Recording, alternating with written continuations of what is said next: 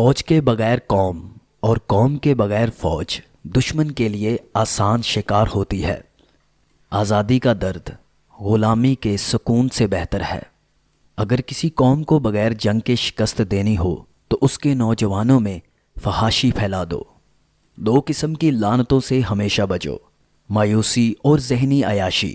انسان پہلے مایوس ہوتا ہے اور پھر ذہنی عیاش کے ذریعے راہ فرار اختیار کرتا ہے۔ اسلام تلوار کے زور سے پھیلا تھا یا نہیں، لیکن میں اسلام کے تحفظ کے لیے تلوار کو ضروری سمجھتا ہوں۔ دشمن سے پہلے غدار کو قتل کرنا ضروری ہے۔ جس قوم کے نوجوان بیدار ہو جائیں اس قوم کو کوئی شکست نہیں دے سکتا۔ امت جان دینا جانتی ہے، یہ سرفروشوں کی امت ہے، مگر ایمان فروشوں نے ہمیں زنجیریں ڈال رکھی ہیں۔ مجھے نظر آ رہا ہے کہ فلسطین کا خطہ امن سے ہمیشہ دور ہی رہے گا۔ جہاں روٹی مزدور کی تنخواہ سے مہنگی ہو جائے وہاں دو چیزیں سستی ہو جاتی ہیں، عورت کی عزت اور مرد کی غیرت۔ شیر کو کوئی فرق نہیں پڑتا کہ ایک گیدڑ کیا سوچتا ہے۔